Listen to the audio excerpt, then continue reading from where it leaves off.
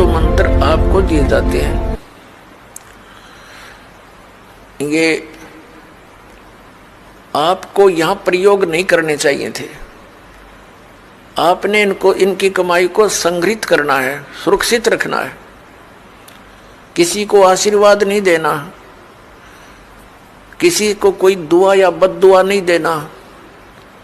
बद्दुआ दोगे तो भी आपकी पुण्य अक्षीण होंगे और किसी को आशीर्वाद दोगे तो भी आपके भक्ति कमाई समाप्त होगी, खर्च होगी। अब जैसे कोई एक पहिए से, एक टायर से हवा और दूसरे टायर में भरे, वो कितना बुद्धिमान है। दोनों कंडम वो युद्ध है इसका। ये बुद्धिमान व्यक्ति ऐसे काम करता है, उसको सलाह देगा भाई यहां से जाइए, वहां आगे एक हवा भरने का यंत्र है, आप वहां से हवा भराइए, दोनों का काम चले। तो इस प्रकार हम अगर आशीर्वाद दे देते हैं तो हमारी पूंजी नष्ट हो जाती है, भक्ति। अब ना उसको लाभ, उसको थोड़ा सा लाभ उसको होगा और आप यहीं रह गए, दोनों चौड़ चपट, क्या फायदा। तो इस प्रकार हमने अपने बच्चों को, भाई बहन, माता पिता, सबको, संबंधित जितने मित्र हैं या वैसे भी कोई, एक सद्भावना पूर्वक सबसे प्रार्थना करनी चाहिए कि आप भी दीक्षा लो और अपनी हवा आप भरो।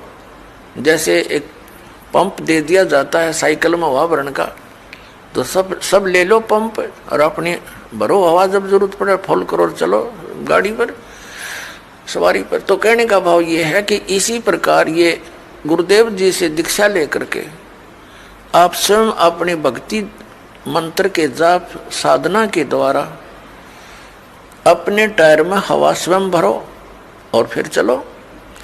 तो इस प्रकार आप जी ने अब ना किसी को आशीर्वाद देना है, ना किसी को बद्दुआ देनी है, दोनों में हमें हानि है।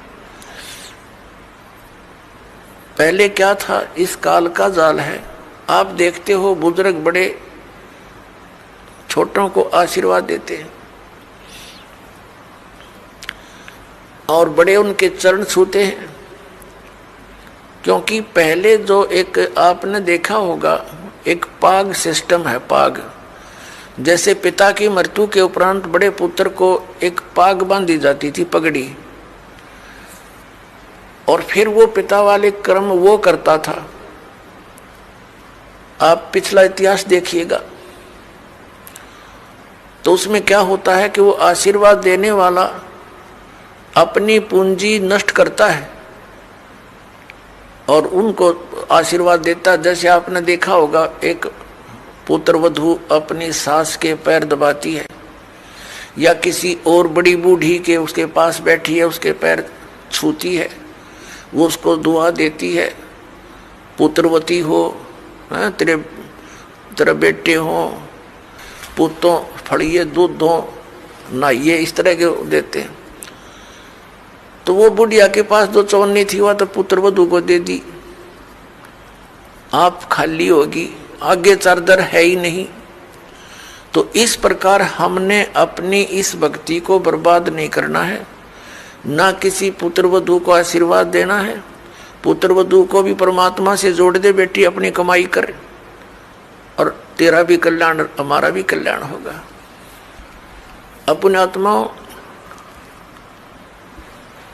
परमात्मा कहते हैं मेर तेर की जेवड़ी यू बड़ बंदा संसार, एक कबीरा ना बंदा जो है नाम आधार। जिसने नाम प्राप्त हो गया, परमात्मा को आधार मानकर चल रहा है, वो इस संसार की मेर तेर की जेवड़ी में बंधा नहीं गा। अब हमने देखी है बुढ़िया किस प्रकार आशीर्वाद देती है। जब पुत्र वधू का उसकी अच्छा मेल सा है तब तो आशीर्वाद दे रही है, तेरे भाई जियो, तेरे भतीजे जियो, और तू बूढ़ सुहागन हो। बूढ़ सुहागन माने मरा इतना तेरा पति नहीं मरा, वरदोस्ता तक सुहागन बनी रहे। और अगले दिन उसकी होगी अनपन, बुढ़िया दे रही है गाल उसने, तेरे भाई मरियो, तेरे भतीजे मरियो, तो रांड होइयो। बताओ, वो दूना टोटा कर लिया उसने। पहले तो आशीर्वाद देकर खोई, फिर उसने बद्दुआ देकर भक्ति खोई। तो ये कोई बात हुई?